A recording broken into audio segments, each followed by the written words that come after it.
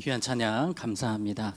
한번 저를 따라서 외쳐보겠습니다. 부활하신 예수님이 우리와 함께 하십니다. 아멘. 주님이 이 자리에 함께 하시는 줄로 믿습니다. 여러분, 우리는 살아가면서 이 불안이라는 감정을 느낄 때가 있습니다. 때로 그런 생각이 문득 듭니다. 내가 집에 가스불을 이거 껐는지 안 껐는지 불안해지는 겁니다. 또 전기장판을 내가 껐는지 안 껐는지 생각이 납니다. 여름철에는 선풍기를 에어컨을 내가 끄고 나왔는지 마음이 불안해지는 그런 경험부터 시작해서 질병에 대한 불안, 사고에 대한 불안, 여러 가지 불안들이 우리의 삶에 찾아오는 것을 보게 됩니다. 어린아이도 그렇죠. 아이가 세상에 처음 나왔을 때 참 세상 좋네 이렇게 나오는 아이가 없습니다. 막 자지러지게 울어요. 불안한 겁니다. 세상이 불안해요. 엄마와 떨어지면 웁니다. 학교 갔더니 시험 때문에 불안하고, 입시 때문에 불안하고, 취업 때문에 불안하고, 온통 우리 모든 삶에 불안 요소가 참 많습니다. 요즘에는 그림에 보시면 이 싱크홀 때문에 사람들이 불안해합니다. 얼마 전에 있었던 싱크홀 사건인데요. 갑자기 땅이 확 꺼지는 거예요. 세상에 살다 이런 일이 여기저기서 일어나는 것을 보면서 정말 두려운 불안한 세상을 우리가 살고 있다는 생각이 듭니다. 그런데 이 모든 것 중에서 가장 두려운 것, 불안한 것은 죽음에 대한 불안일 것입니다. 언제 죽을지 우리는 아무도 모릅니다. 순서가 없습니다. 죽음에 대한 이 불안 속에 우리는 살고 있습니다. 그런데 오늘 성경에도 정말 너무나도 불안하고 불안했던 사람들이 나옵니다. 불안 지수가 거의 최고조를 찍고 있는 사람들이 있는데 바로 불안에 떨고 있는 예수님의 제자들이었습니다. 예수님이 십자가를 지실 때에 다 도망갔어요. 혹시라도 유대인들이, 종교 지도자들이 자신들을 감옥에 가둘까 봐, 조사받을까 봐, 혹시라도 예수님처럼 될까 봐 무서워서 도망갔습니다. 그런데 이 사람들이 어떻게 하고 있는지를 보겠습니다. 우리 20장 19절에 보면 이날 곧 안식 후 첫날 저녁 때에 제자들이 유대인들을 두려워하여 모인 곳의 문들을 뭐 했더니 닫았더니, 문들을 닫았다고 합니다. 문이란 문은 다 걸어 잠궜어요. 창문까지 완전히 잠갔습니다. 혹시라도 누가 들어오면 안 되거든요. 불안합니다. 꿈에서도 로마 군인들이 문을 부수고 오는 꿈을 꾸었을지 모르겠습니다. 그 정도로 그들은 불안에 떨고 있었습니다. 그런데 예수님은 다시 살아나셨습니다. 예수님이 살아나셔서 지금 그 못난 제자들, 불안에 떨고 있는 제자들에게 가고 계십니다. 그리고 예수님이 슥 들어오십니다. 부활하셨기 때문에 문을 열고 들어가지 않으셔도 자연스럽게 들어가실 수 있었습니다. 자, 그래서 19절 뒷부분에 보면 예수께서 오사, 제자들에게 오사 가운데 서서 이르시되 너희에게 무엇이 있을지어다? 평강이 있을지어다.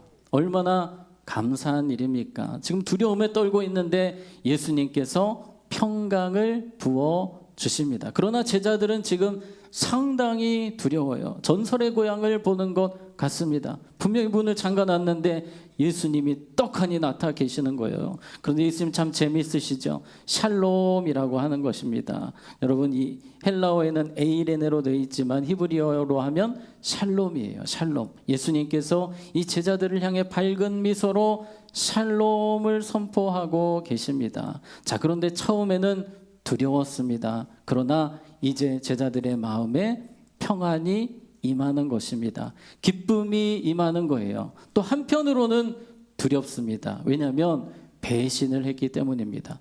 고개가 이렇게 싹 숙여지는 겁니다. 그런 제자들을 예수님이 받아주셨습니다. 용서해 주셨습니다. 품어주셨어요. 그리고 위대한 사도들로 세상을 향해 보내셨습니다. 부활의 능력을 가지고 세상을 이기는 일꾼들로 우리 예수님께서 그들을 보내셨어요. 지금 우리에게도 예수님은 이 자리에 오셔서 이 불안한 세상 속에서 부활의 능력으로 살라 말씀하십니다. 자, 그렇다면 어떻게 우리가 부활의 능력으로 세상을 살 수 있을까요? 세 가지를 보겠습니다. 첫 번째 따라해 보겠습니다. 불안한 세상에서 그러나를 외치십시오.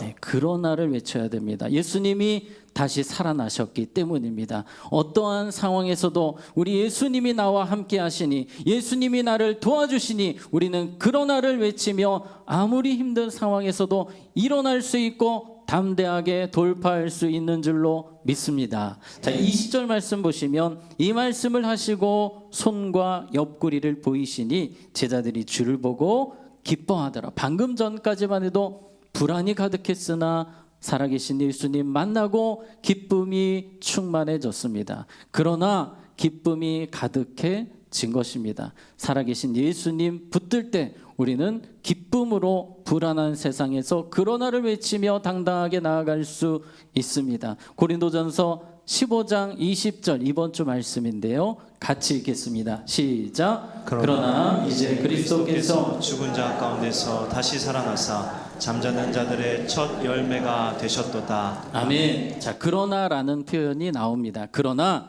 이제 그리스도께서 죽은 자 가운데서 다시 살아나사. 여러분, 죽음의 문제가 사실은 가장 우리를 불안하게 하는 것입니다. 그런데 그 죽음의 문제를 예수님이 부활하셔서 다 깨뜨려 주셨습니다. 그 문제를 해결해 주셨습니다. 그래서 우리는 그러나를 외칠 수 있는 것입니다. 어떠한 상황에서도 우리는 죽음을 이기신 예수님과 함께 돌파할 수 있습니다. 우리 예수님은 이 죽음의 문제만 해결하는 것이 아닙니다. 다시 살아나셔서 우리와 함께 하십니다. 우리 20절 말씀 같이 읽겠습니다. 시작. 내가 세상 끝날까지 너희와 항상 함께 있으리라 하시니라. 아멘. 부활하신 예수님은 항상 함께 있겠다고 약속하셨습니다. 그래서 우리 예수님이 안 계신 곳은 없습니다. 항상 예수님이 우리를 응원하시고 밀어주시고 끌어주시기 때문에 우리는 그러나를 외치며 살아갈 수 있는 것입니다. 에픽테투스라는 사람은 이렇게 말을 했습니다. 우리를 불안하게 하는 것은 상황 자체가 아니라 그 상황을 바라보는 방식이다. 왜 사람들이 불안한가 했더니 그 문제를 바라보는 방식 때문이라는 거예요. 시각이 잘못됐다는 것입니다. 태도가 잘못됐다는 거예요. 그런데 우리 예수님께서 그 태도를 바꾸어 주십니다. 마음 자세를 바꾸어 주십니다. 그 어려움 뒤에 있는 축복을 보게 하십니다. 주님이 함께 하셔서 도와주시는 것을 보게 하십니다. 그래서 우리는 어떠한 상황에서도 따라해 봅시다. 그러나를 외칠 수 있습니다. 아멘. 우리는 그러나 믿음으로 승리할 수 있습니다. 이런 찬양의 가사가 있습니다. 찬송가 373장에 보면 이 풍랑으로 인하여 더 빨리 갑니다. 풍랑을 바라보는 시선이 바뀌는 거예요. 주님이 주시는 능력으로 저는 더 빨리 갈 수 있습니다. 그러나 저는 더 힘있게 살 겁니다. 이런 고백입니다. 주품에라는 찬양에 보면 거친 파도 날 향해 와도 주와 함께 날아오르리. 거친 파도 날 향해 와도 주와 함께 날아오르리. 믿으십니까? 우리는 주와 함께 날아오를 수 있습니다. 마치 로켓이 추진체를 달고 솟구치는 것처럼 주님의 능력을 가지고 우리는 주와 함께 그러나를 외치며 나라를 오를 수 있는 믿음의 삶을 살 수 있습니다. 부활하신 예수님이 함께 하시기 때문입니다. 불안한 세상 속에서 그러나를 외치며 믿음으로 승리한 우리 모두가 되기를 축복합니다. 자, 두 번째입니다. 따라해 보겠습니다. 불안한 세상에서 평안의 사명자임을 기억하십시오. 아멘. 자, 예수님께서 그 불안했던 제자들에게 이렇게 선포하십니다. 21절에 보시면 예수께서 또 이르시되 너희에게 평강이 있을지어다. 아버지께서 나를 보내신 것 같이 나도 너희를 보내노라. 예수님이 이 못난 제자들을 향해서 말씀하십니다. 나는 너희를 세상에 파송한다. 너희들이 세상에 불안하고 힘들고 답답하고 우울한 사람들을 평안으로 변화시켜라. 평안의 복음으로 그들을 살려야 된다. 우리에게도 동일한 그 사명을 주신 줄로 믿습니다. 그런데 이 제자들은요, 사실 지금 가고 싶지가 않습니다. 왜냐하면 너무 자신들이 부족하다고 생각을 하거든요. 예수님을 부인했습니다. 베드로 같은 경우는 3번 부인하고 예수님을 저주하고 도망갔었거든요. 내가 뭘 할 수 있겠나? 나는 못할 것 같은데. 예수님은 그런데 그 베드로에게, 제자들에게 계속해서 세상으로 가라 말씀하세요. 너희들이 평안의 사명자로 가야 된다. 너희들이 가서 세상을 변화시켜야 된다라고 말씀하세요. 그리고 마침내 이 제자들이 부활하신 예수님과 함께 멋지게 세상을 변화시키는 자들로, 복음 전하는 자들로 쓰임받지 않습니까? 주님은 멈춰있는 우리에게, 주님 저는 안 됩니다. 저는 전도 잘 못합니다. 저는 사람들을 살리는 능력이 없습니다. 그런 우리에게 도전하십니다. 네가 가서 살려야 된다. 네가 가서 복음 전해야 된다. 우리는 계속해서 두리번 주변을 봐야 됩니다. 주님께서 나를 보내시는 곳이 없는지, 나를 통해서 살리고자 하시는 분이 없는지를 우리는 계속해서 돌아보아야 합니다. 사도 바울과 실라는 비록 감옥에 갇혔을지라도 찾았습니다. 복음 전할 사람이 누가 없는지, 지금 불안에 떨고 있는 사람이 없는지. 여러분, 감옥에 지금 억울하게 갇혀 있습니다. 이 정도 되면 복음 전하는 것을 좀 쉴만하지 않습니까? 그런데 쉬지 않습니다. 그곳에서도 나는 이곳에 복음 전하는 자로 부름받았다. 이곳을 평안하게 바꾸는 자로 부름받았다라는 생각을 갖고 있습니다. 그래서 간수에게 자살하려는 간수를 붙잡고 복음을 전했습니다. 그리고 그 간수가 변화되는데 우리 사도행전 16장 34절 보시면, 그들을 데리고, 간수가 바울과 실라를 데리고 자기 집에 올라가서 음식을 차려주고 그와 온 집안이 하나님을 뭐함으로? 믿음으로 크게 기뻐하니라. 아멘. 이 가정은 상당히 불안이 가득한 가정이었습니다. 간수는 죽으려고 했던 사람이었습니다. 그러나 사도 바울과 실라가 사명 감당할 때에 한 가정이 살아나는 역사가 일어났습니다. 하나님은 여러분이 쉬지 않기를 원하세요. 복음 전하는 자로, 평안을 선포하는 자로 세상에서 살기 원하십니다. 저는 제가 어렸을 때 어머니가 참 전도를 많이 하셨던 기억이 있습니다. 제가 고등학교 2학년 때 아버지가 소천하시고 저는 어머니가 더 이상 전도를 안 하실 줄 알았어요. 그런데 먹고 살기도 힘든데 어머니는 일 다니시면서도 그렇게 전도를 열심히 하셨습니다. 저는 좀 어머니가 그만했으면 했어요. 힘드시니까. 그런데도 계속해서 전도를 하십니다.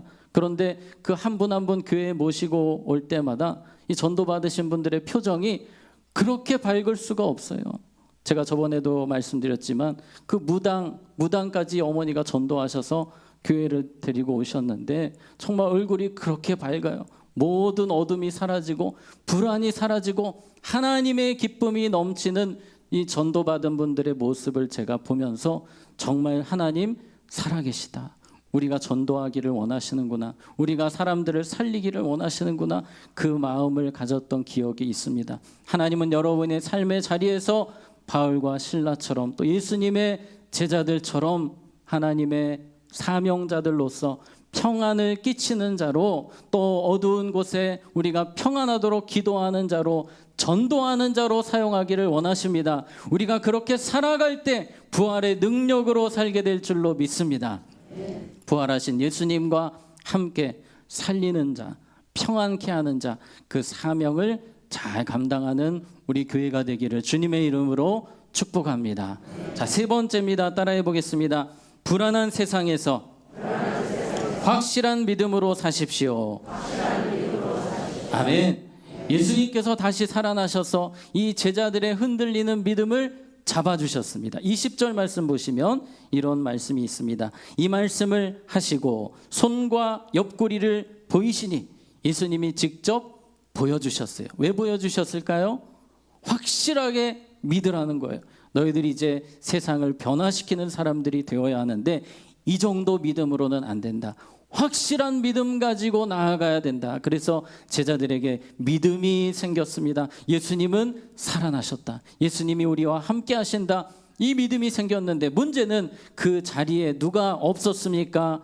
도마가 없었습니다. 도대체 어디를 간 건지 모르겠어요. 꼭 그런 사람이 있어요. 다 모여 있는데 안 나와가지고 딴소리하는 사람이 있잖아요. 이 도마가 그런 겁니다. 이 도마를 제자들이 만났어요. 도마야 도마야, 예수님이 다시 살아나셨어. 그랬더니 난 못 믿어 이러는 거예요. 자, 25절 같이 읽겠습니다. 시작. 다른 제자들이 그에게 이르되 우리가 주를 구하노라 하니 도마가 이르되 내가 그의 손에 못자국을 보며 내 손가락을 그 못자국에 넣으며 내 손을 그 옆구리에 넣어 보지 않고는 믿지 아니하겠노라 하니라. 아멘. 나는 못 믿겠다는 거예요. 내가 직접 봐야 되고 만져야 되고 그렇지 않으면 나는 못 믿는다라고 이야기를 합니다. 이 제자들이 얄미운 거예요. 왜 저걸 못 믿고 답답하다.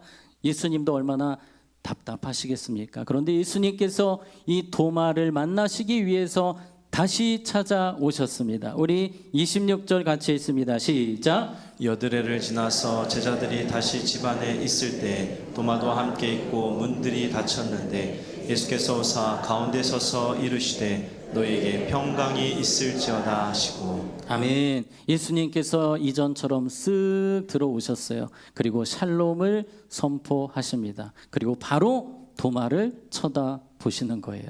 다른 제자들도 다 누구를 쳐다봤을까요? 도마를 쳐다보는 겁니다. 아마 다 웃고 있었을 거예요. 도마는 지금 눈이 휘둥그레져 있습니다. 도마에게 예수님이 이렇게 말씀하세요. 우리 27절에 보시면 도마에게 이르시되 내 손가락을 이리 내밀어 내 손을 보고 내 손을 내밀어 내 옆구리에 넣어 보라. 그리하여 믿음 없는 자가 되지 말고 어떤 자가 되라?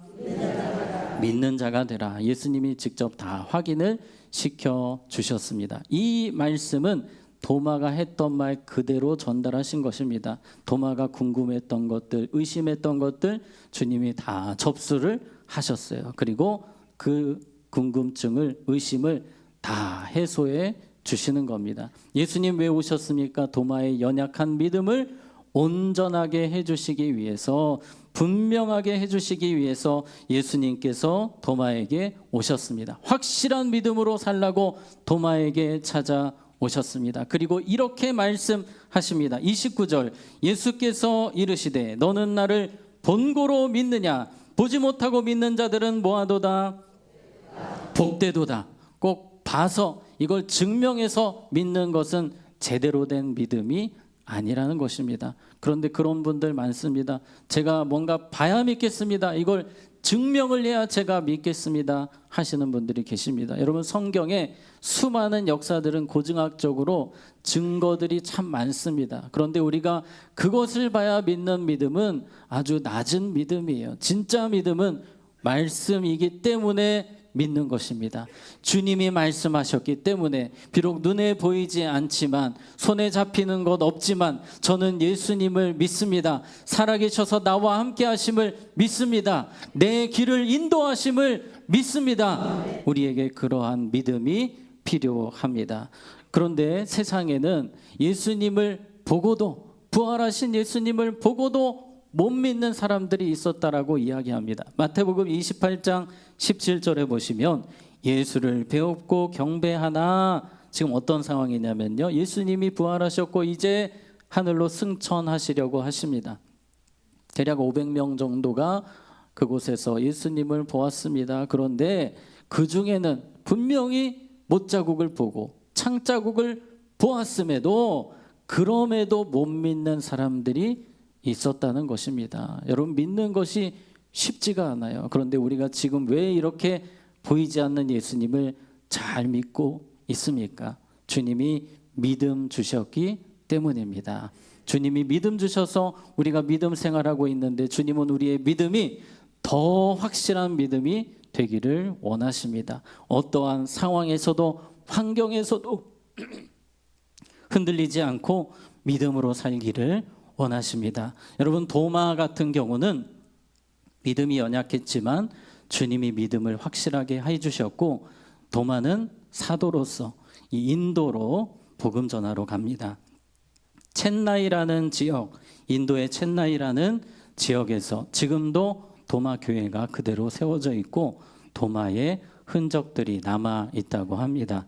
도마는 또 기록에 의하면 아시아까지, 중국까지 복음을 전하러 갔다고 합니다. 사도 바울은 유럽 쪽으로 복음 전하러 갔고 그 믿음이 없었던 도마, 믿음이 확실해져서 정말 이 아시아까지 복음 전하는 위대한 사명자가 되었습니다. 여러분 가족 중에 믿음이 연약한 자녀들 우리가 기도할 때 주님 변화시켜 주실 줄로 믿습니다. 마지막으로 강영우 장로님 이야기로 말씀을 마치려고 합니다. 지금은 소천하셨습니다. 이 강영우 장로님 많은 책을 통해 많은 사람들을 깨우시고 주님 앞으로 인도하시는 삶을 사셨습니다. 13살에 아버지가 소천하셨습니다. 그리고 14살에 축구공에 세게 눈을 맞았는데 망막 박리가 일어났어요. 그래서 그때부터 병원 치료를 받으셨고 17세에 시각장애 판정을 받으셨습니다. 그 소식을 듣고 어머니가 뇌출혈로 소천하셨어요. 그리고 2년 뒤에는 누나가 과로로 죽었습니다. 혼자 남았어요. 고아가 되었습니다. 눈이 안 보입니다. 삶의 미래가 전혀 보이지가 않습니다. 막막합니다. 어떻게 살아야 될지 모르겠습니다. 그러나 교회를 다녔거든요. 예수님을 알거든요. 그래서 이렇게 고백합니다. 그러나 나를 향한 하나님의 계획이 있으시고, 그러나 나를 통해 하나님 영광 받으실 것이다. 그러나 나를 통해 주님께서 위대한 일을 이루실 것이다. 나를 사용하실 것이다. 이 믿음이 있었어요. 그래서 30년 계획을 이 청소년 시절에 세웠다고 합니다. 내가 앞으로 10년 동안은 대학 진학하고 유학 가고 또 그 뒤 10년은 행복한 가정을 꾸리고 자녀를 양육하고 또 그 뒤에 10년은 하나님의 영광을 위해 살고 사회에 무엇을 유익을 주는 삶을 살겠다라고 기도하는 겁니다. 그런데 정말로 이 꿈대로 다 이루어졌습니다. 연세대학을 입학하셨고 장학생이 되셔서 공부를 하셨습니다. 미국 유학 기회가 생기셨어요. 장학생으로 선발이 되셨습니다. 그런데 그때가 1972년도였는데 교육청에서 장애인은 유학을 갈 수 없다는 그런 희한한 조항이 있었다고 합니다. 그러나 기도했습니다. 하나님께서 그 조항이 폐지되게 하셨고 미국으로 건너가셨어요. 주 안에서 아름다운 가정을 세우게 되셨습니다. 자녀를 낳으셨습니다. 그리고 그 다음에 보시면 대한민국 최초의 장애인 박사가 되셨고 일리노이 대학교의 교수가 되셨고 백악관 국가장애위원회 정책차관보가 되셨고 UN 세계장애위원회 부의장이 되셨습니다. 미국에서 우리나라 역사상 이렇게 높은 자리까지 가신 분이 없었다고 합니다. 정말 하나님께서 높이 들어 존귀하게 사용하셨습니다. 옆에서 이 모습을 보셨던 조지 부시 전 대통령은 이렇게 이야기하셨습니다. 강 박사의 삶을 아는 사람은 어떤 사람도 하나님의 존재를 부인할 수 없을 것이다. 여러분 놀랍지 않습니까? 믿음으로 살아갔습니다. 그러나를 외치며 하나님 바라보고 달려갔습니다. 주님께서 그 인생을 붙들어 주셨고 그 모든 어려움들, 불안의 요소들을 뛰어넘게 하셨습니다. 하나님 우리의 삶에도 그렇게 하실 줄로 믿습니다. 부활하신 예수님이 우리와 함께 하십니다. 그러므로 날마다 그러나를 외치시고 믿음으로 담대하게 세상을 향해 나아가며 평안의 사명자로 살아가며 확고한 확실한 믿음으로 세상을 변화시키는 믿음의 주인공들 되시기를 주님의 이름으로 축복합니다. 이 시간 우리 함께 찬양하겠습니다. 아무것도 두려워 말라. 주님은 우리에게 오늘 말씀하십니다. 아무것도 두려워하지 말아라. 불안해하지 말아라. 다시 살아난 내가 너와 항상 함께 있다 말씀하십니다. 우리 함께 이 찬양을 고백합니다. 아무것도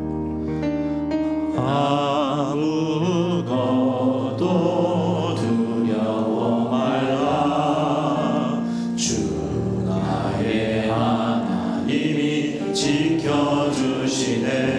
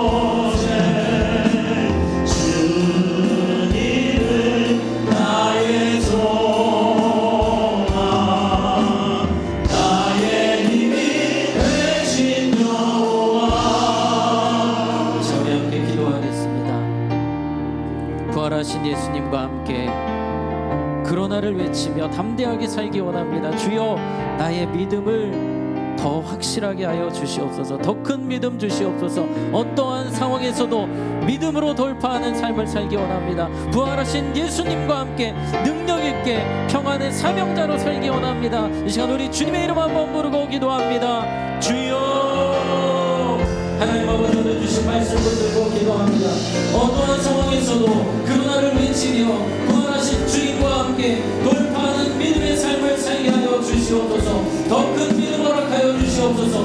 확실한 믿음으로 살게 하여 주시옵소서. 주님이 나와 함께 하심을 온전히 믿게 하시고 그리하여 담대하게 세상을 이기는 믿음의 삶을 살게 하여 주시옵소서. 평안의 복음 전달자로 살게 하여 주시옵소서. 하나님의 사명자로 우리의 삶의 자리에서 복음 전하며 살게 하여 주시옵소서. 사람들을 살리는 자로 살게 하여 주시옵소서. 우리의 믿음을 더욱더 세워 주시옵소서. 하나님 아버지, 우리의 믿음이 연약합니다. 더 큰 믿음, 확실한 믿음 주시옵소서. 그러나를 외치며 부활하신 예수님과 함께 그 어떤 불안한 상황도 돌파하며 승리하는 믿음의 주인공들 되게 하여 주시옵소서.